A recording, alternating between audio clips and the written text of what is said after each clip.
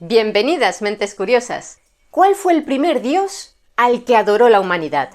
¿Es posible que la idea de lo sagrado naciera antes que el lenguaje? ¿Y cómo pasamos de venerar símbolos sencillos a construir mitologías complejas y religiones?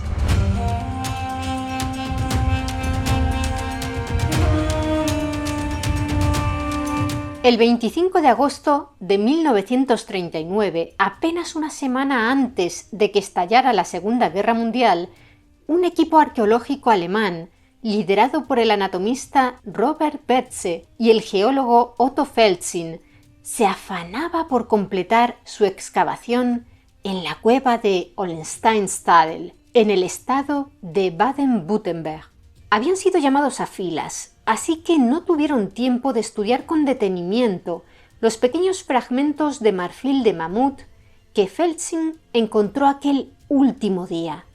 Parecían haber sido tallados por humanos, sí, y probablemente pertenecían a una misma pieza destruida, pero con las prisas de tener que unirse al ejército, se limitaron a guardarlos en una caja que fue a parar al Museo de Ulm.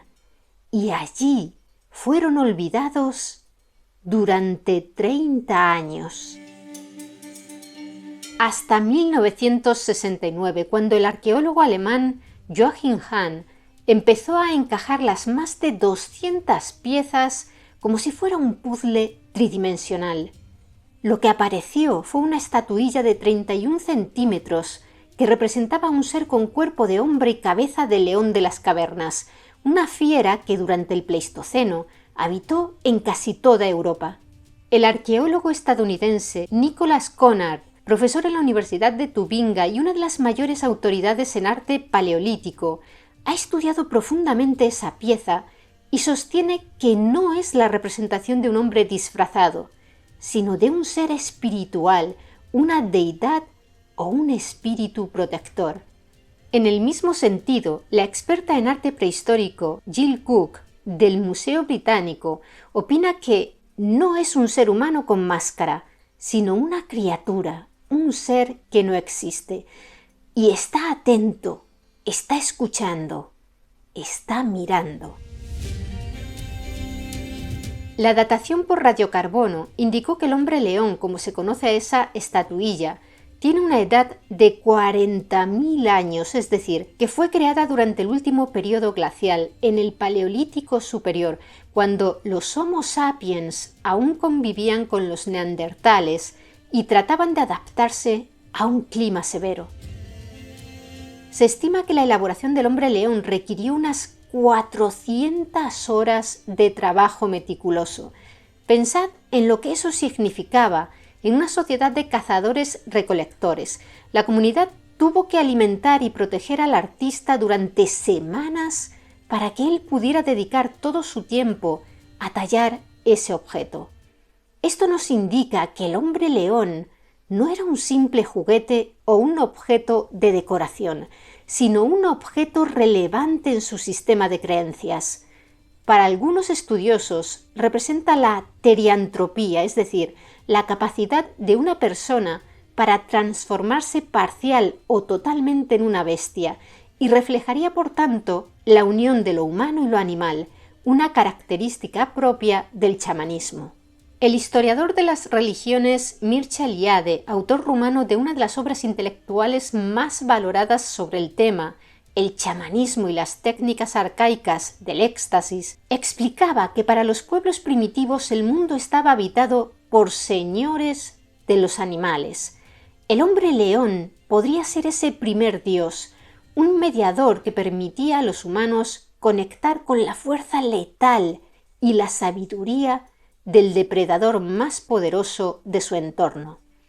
Eliade defendía que el Homo religiosus es una constante en la historia, es decir, que el ser humano tiene una predisposición intrínseca a sacralizar la naturaleza. Esta idea conecta con las investigaciones del arqueólogo sudafricano David Louis Williams, quien en su libro La mente en la caverna propone que el arte paleolítico y las primeras imágenes de dioses surgieron de visiones alucinatorias en estados de trance. Louis Williams argumenta que nuestro sistema nervioso es el mismo que el de aquellos artistas de la Edad de Hielo y que estamos cableados para generar imágenes mentales que luego proyectamos en el mundo físico. Según él, el primer Dios no nació de una deducción lógica sobre el origen del universo, sino de una experiencia sensorial intensa, de un sueño o de un trance en la oscuridad de una cueva. Si el hombre león se tratase de un dios, sería el más antiguo del que se conserva una representación física simbólica. Hoy os vamos a hablar de uno de los mayores enigmas de nuestra especie. ¿Cuándo y por qué empezamos a creer en algo que no podíamos ver, en una entidad más poderosa que los seres humanos? ¿Fue simplemente para explicar fenómenos naturales que escapaban a nuestro entendimiento? ¿O fue tal vez por un anhelo más profundo, por una necesidad de significado y pertenencia inherente a la condición humana?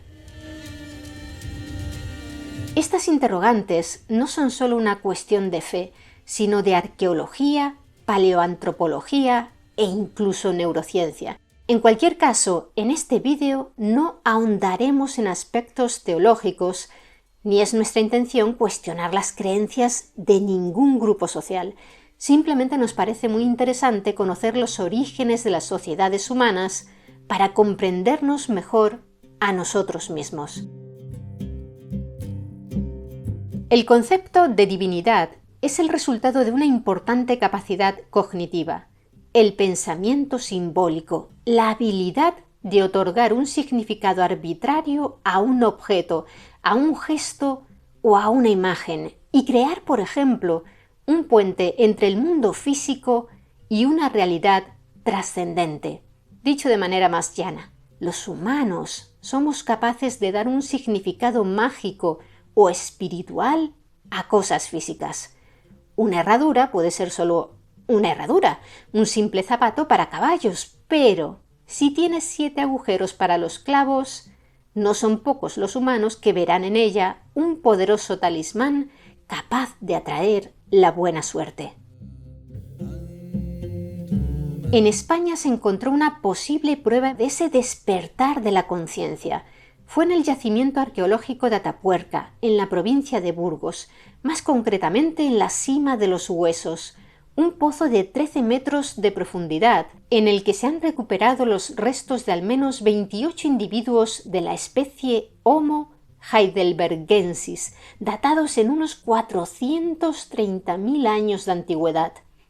Lo que hace que este lugar sea clave para nuestra historia es que la acumulación de cadáveres no fue el resultado de una catástrofe natural ni de la acción de carnívoros. El paleoantropólogo español Juan Luis Arzuaga, catedrático de paleontología en la Universidad Complutense de Madrid y codirector de los yacimientos, defiende que los cuerpos fueron depositados allí intencionadamente por otros humanos. Y en 1998 se encontró entre aquellos restos, en el fondo de la Sima de los Huesos, un bifaz de cuarcita roja al que el equipo bautizó como Excalibur.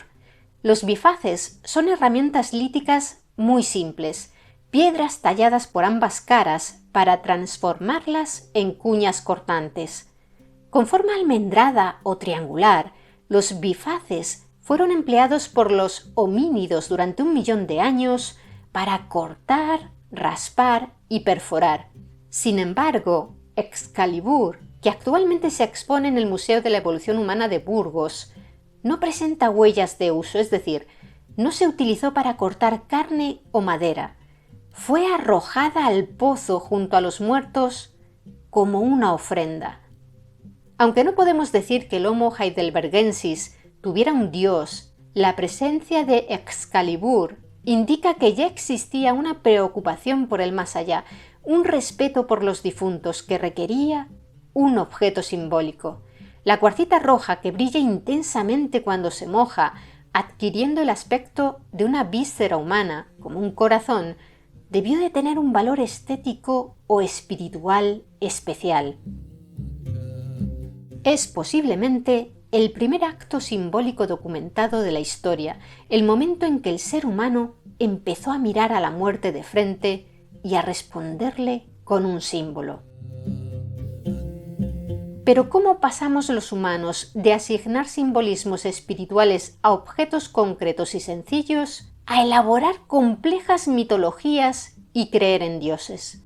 Según explica el neurocientífico canadiense Merlin Donald en su influyente obra de 1991 titulada Orígenes de la mente moderna, 3 etapas en la evolución de la cultura y la cognición, la humanidad atravesó varias etapas en un proceso lento y acumulativo hasta llegar a la capacidad de crear mitos. Antes de tener dioses, tuvimos lo que él llama cultura mimética, donde los rituales y los gestos servían para representar el orden del mundo.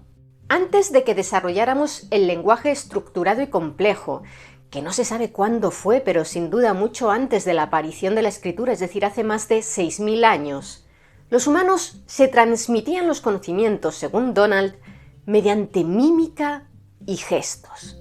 Si querías enseñar a tu hijo a tallar una punta de flecha, no le explicabas con palabras los pasos que debía seguir, sino que tallabas una ante sus ojos para que te imitara. O si un grupo quería preparar una cacería, uno de ellos interpretaba el papel de la bestia mientras los otros ocupaban posiciones a su alrededor y representaban la estrategia de ataque. Es decir, que antes del lenguaje, los humanos se transmitían la información entre ellos con todas las herramientas que podían ofrecerles sus propios cuerpos, golpeando objetos de manera rítmica, lanzando gritos y vocalizaciones no lingüísticas y, en general, actuando con gestos mímicos, representando escenas de la vida real. En aquella etapa mimética, según Merlin Donald, pudieron aparecer los primeros rituales que imitaban a la naturaleza. Por ejemplo, golpear el suelo con los pies para imitar el sonido del trueno o hacer movimientos fluidos para invocar el agua, en una danza de la lluvia promovida por la idea de que lo semejante atrae a lo semejante y de que se puede intentar controlar la realidad representándola. Más emotivos eran otros rituales primigenios, como enterrar a los difuntos con cuidado, colocándolos en posición fetal como si durmieran o fueran a nacer de nuevo, o depositando flores en sus tumbas. De igual modo, cuando se reunían por las noches junto a las hogueras, podían golpear piedras o troncos al mismo tiempo, sincronizando sus movimientos y sonidos para crear en el grupo una emoción intensa y compartida. Esa sensación de ser uno solo, de pertenencia a un grupo, sentaría la base emocional de las posteriores ceremonias religiosas. Reunir a las personas en un mismo lugar para que todas juntas entonen salmos es una práctica que ha perdurado hasta nuestros días, igual que el cuidado de los difuntos. Son ritos casi universales que parecen inherentes a la condición humana. Desde sus inicios, siempre sirvieron para aportar consuelo emocional a las personas, sin necesidad de que hubiese un sistema religioso ni un relato complejo que los justificase. Cantar todos juntos aportaba la sensación de seguridad de pertenecer a un grupo que te apoyaría y defendería en un entorno natural hostil. Danzar para atraer a la lluvia en época de sequía te daba esperanzas. Enterrar a los difuntos con muestras de cariño ayudaba a sobrellevar el duelo. ¿Cuándo se pasó de la etapa de la mímica a la etapa del mito, a la narración en lugar de la representación? Como mencionábamos, es muy probable que esa evolución estuviese vinculada a la aparición del lenguaje complejo, cuya fecha se desconoce. El hombre león de Alemania pudo haber sido una deidad, pero no lo sabemos con seguridad. La humanidad no dejó constancia física de los nombres de sus dioses hasta el momento en que empezó a practicar la escritura. Por ello, el dios más antiguo del que tenemos mención escrita es Anu o An, el dios del cielo de los sumerios que vivían en el sur de Mesopotamia, en el actual Irak y parte de Kuwait. El nombre de Anu, padre de los demás dioses sumerios y rey de las constelaciones, aparece ya en algunos de los textos más antiguos conocidos, en tablillas de arcilla de en torno a los años 3100 y 2600 a.C.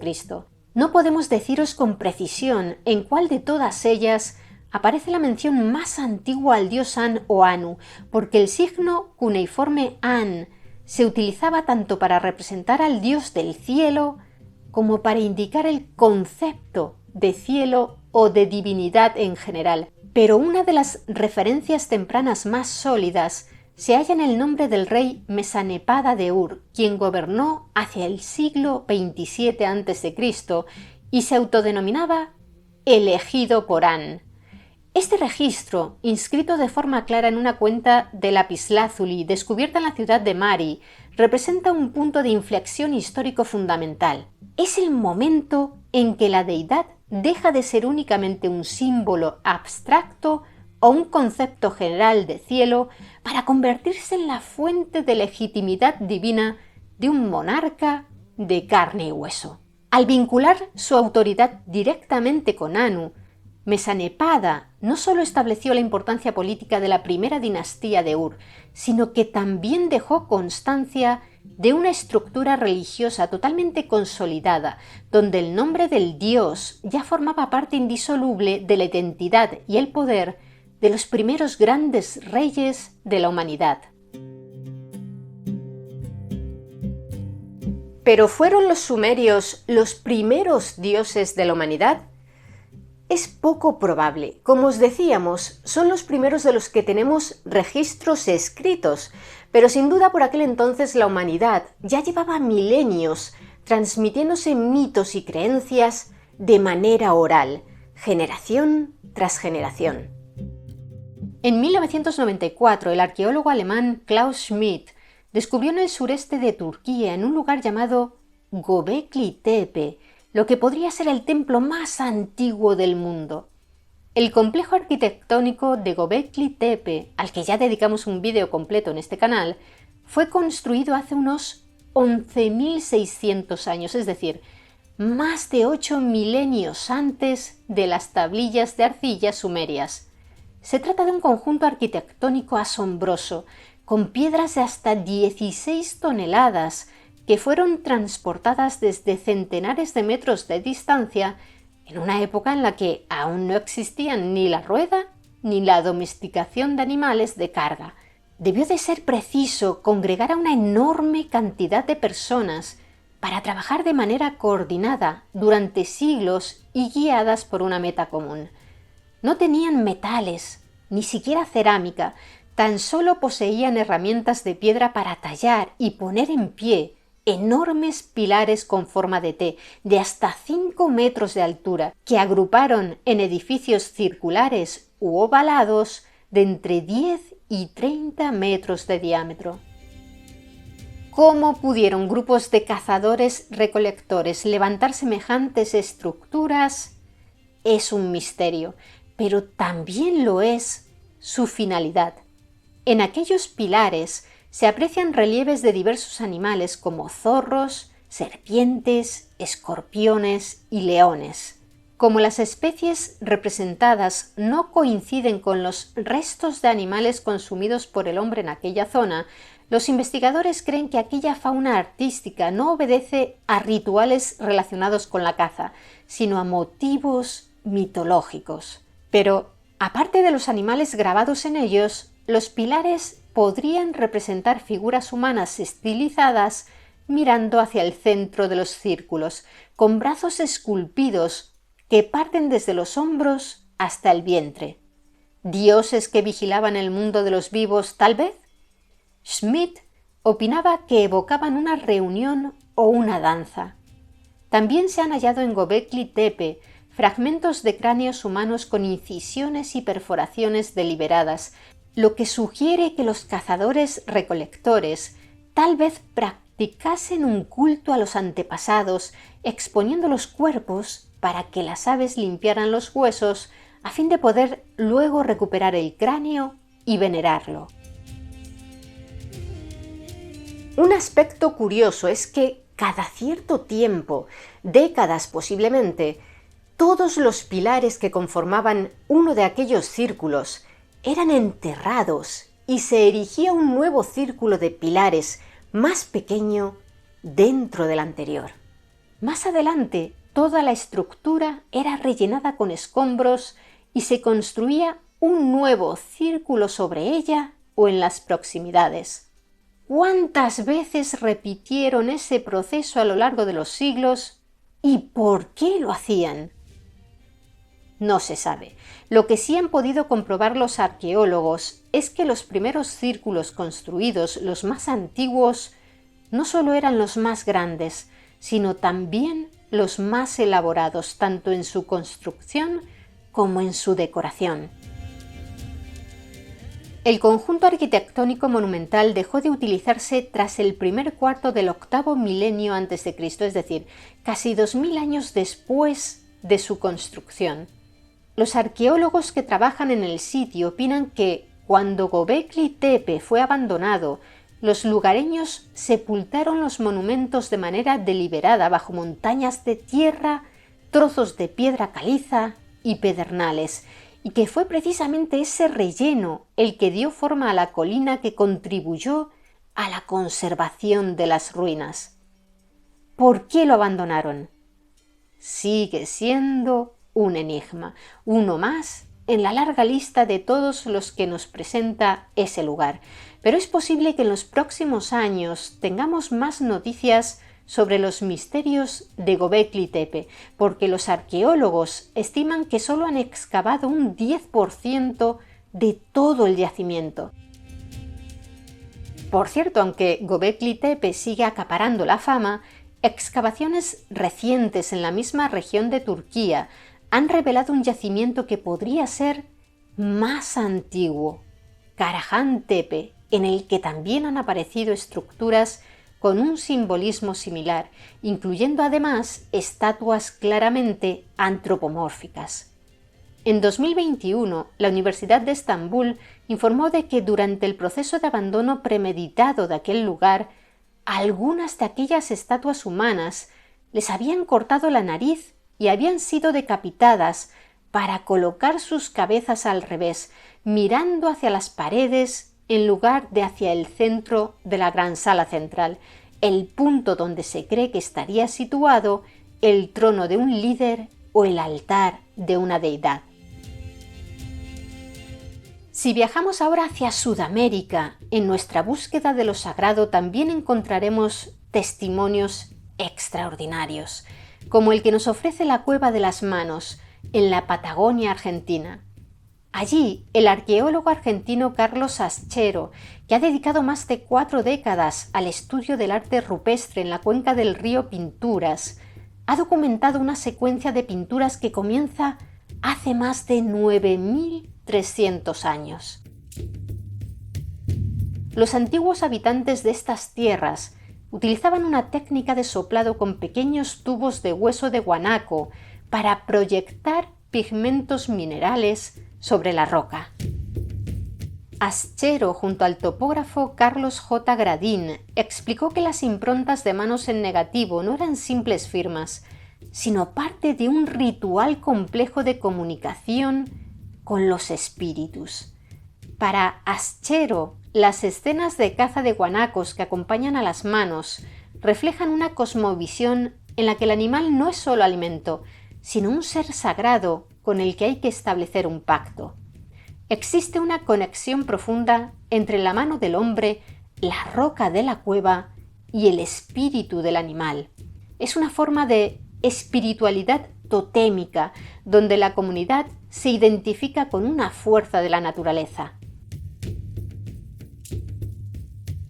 En Chile, el yacimiento de Monteverde, excavado por el arqueólogo estadounidense Tom Dillehay, ha revelado evidencias de chozas de madera y plantas medicinales de hace 14.800 años, sugiriendo que la organización social y ritual en América es mucho más antigua de lo que se pensaba tradicionalmente.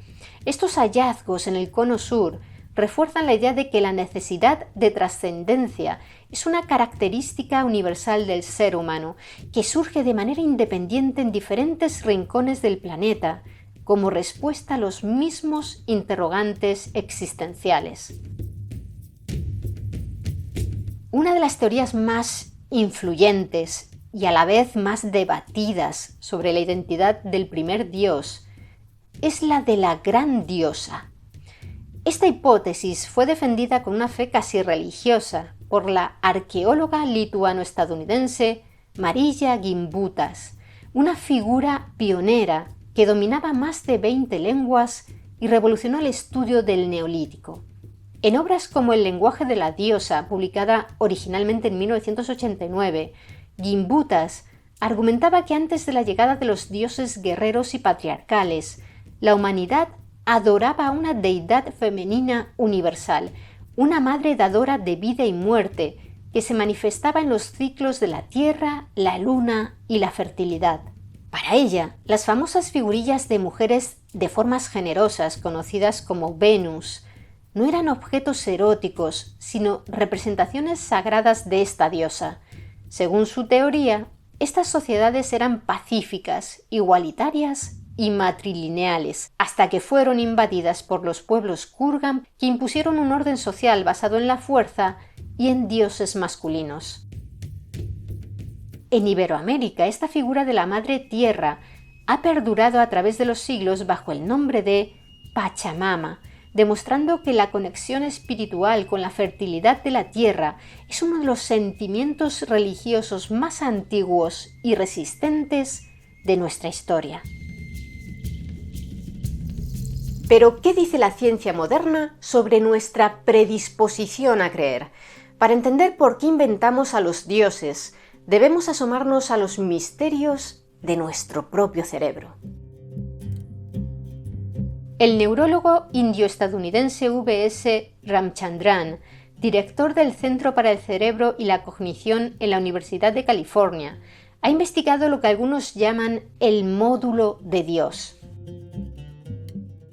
En su libro de 1998, Fantasmas en el cerebro, Ramchandran describe cómo pacientes con epilepsia del lóbulo temporal experimentan durante sus crisis sentimientos de éxtasis místico tan profundos que aseguran haber hablado directamente con el Todopoderoso. Estos ataques duran solo unos segundos, pero cambian la vida del paciente para siempre, imbuyendo todo lo que le rodea de un significado cósmico. Ramchandran se pregunta si estos circuitos neuronales no serán la base biológica sobre la que se asienta toda la experiencia religiosa de la humanidad. ¿Es posible que los primeros chamanes tuvieran una predisposición fisiológica a estas experiencias? Por otro lado, el biólogo evolutivo británico Richard Dawkins, en su polémico libro titulado El espejismo de Dios, ofrece una explicación más pragmática. Dawkins sugiere que la religión es un subproducto accidental de rasgos que fueron útiles para nuestra supervivencia. Por ejemplo, la tendencia de los niños a creer sin cuestionar todo lo que les dicen sus padres o los ancianos de la tribu es una estrategia adaptativa fundamental para evitar peligros. Sin embargo, esa misma obediencia los vuelve vulnerables a creer en mitos y deidades sin pruebas empíricas.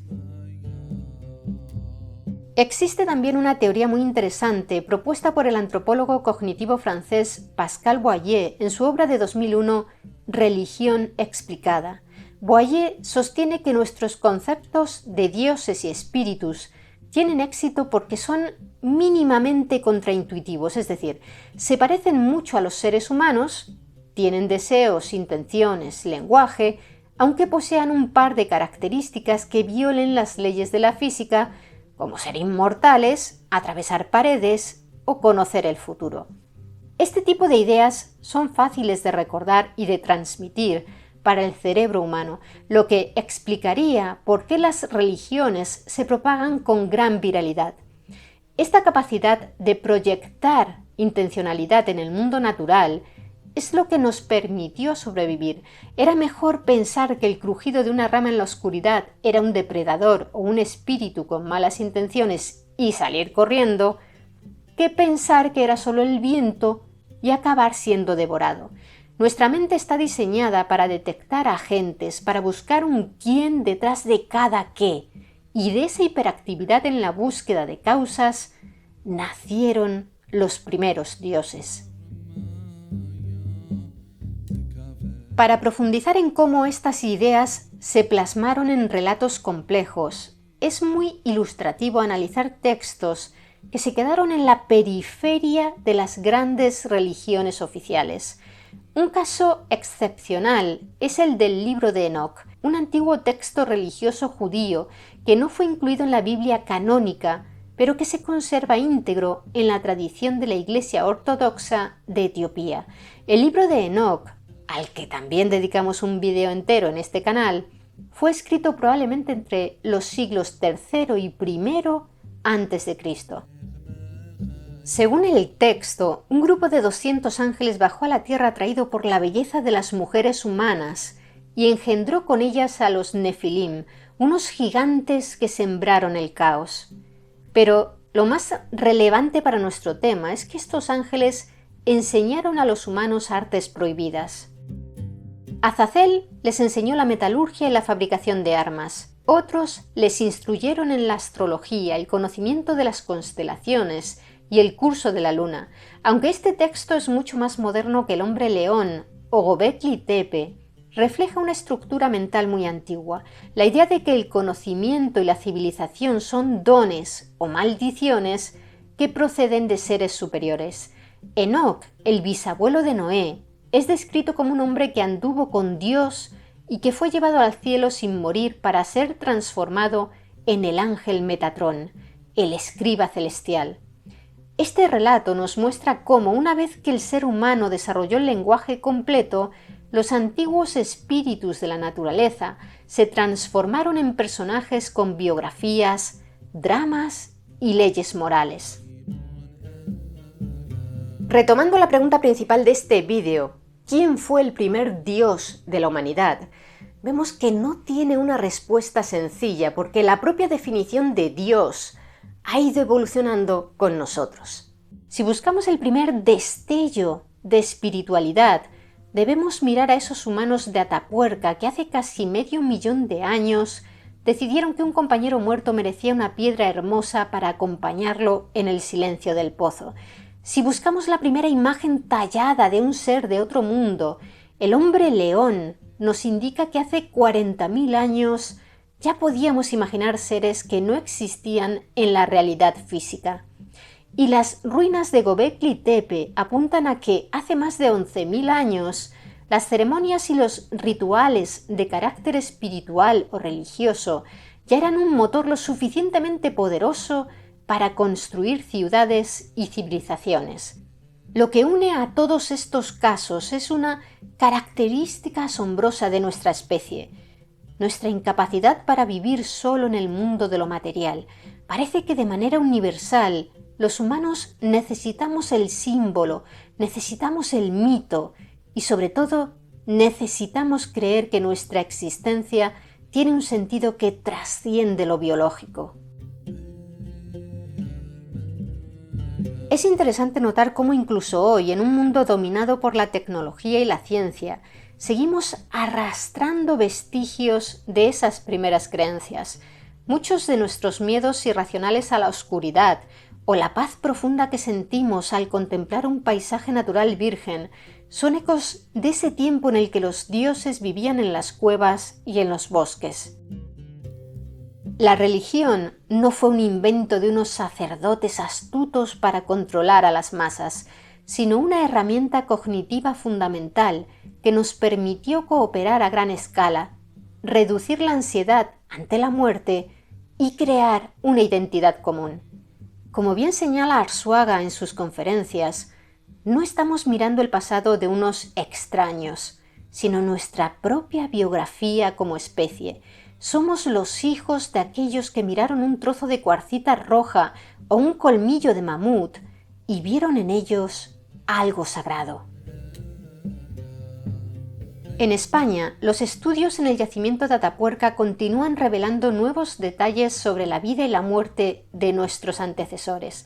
Arzuaga y su equipo han demostrado que hace casi medio millón de años el Homo heidelbergensis poseía la capacidad física de hablar. El estudio del hueso hioides, esencial para la articulación de sonidos, y otros restos óseos sugieren que la estructura de su cuello y garganta estaba adaptada para producir lenguaje oral, aunque probablemente con limitaciones vocálicas. ¿Compartirían ya historias sobre sus muertos? ¿Tenían nombres para las fuerzas de la naturaleza? Aunque nunca recuperaremos sus palabras, sus actos hablan por ellos. De la misma manera, en Sudamérica, el respeto por los lugares sagrados de las comunidades originarias nos recuerda que la sacralidad de la tierra no es una idea abstracta, sino una realidad que hunde sus raíces en milenios de observación y convivencia con el entorno. La Cueva de las Manos o Monteverde son archivos de la memoria espiritual de la humanidad. El primer Dios no fue una estatua de oro ni un libro sagrado, sino un sentimiento, el asombro ante el universo.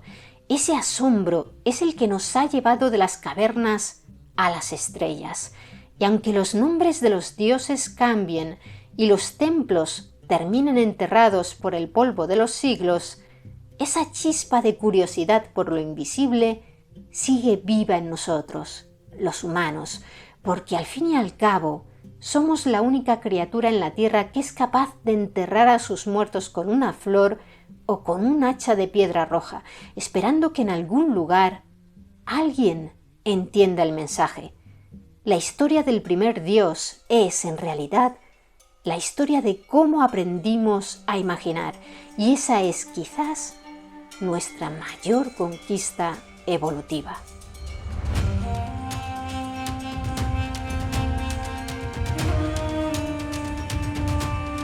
¿Y vosotros, qué opináis sobre el despertar de lo sagrado? ¿Creéis que los mitos y la religión son inherentes al ser humano? Me gustaría que nos lo contarais abajo en los comentarios. Por cierto, si queréis saber mucho más sobre los misterios de Göbekli Tepe, os interesará ver este otro vídeo que hicimos sobre el tema. Y si queréis conocer nuevas historias interesantes, suscribíos a nuestro canal y activad el botón de la campana. Muchas gracias por estar ahí, mentes curiosas. Nos vemos en el siguiente vídeo.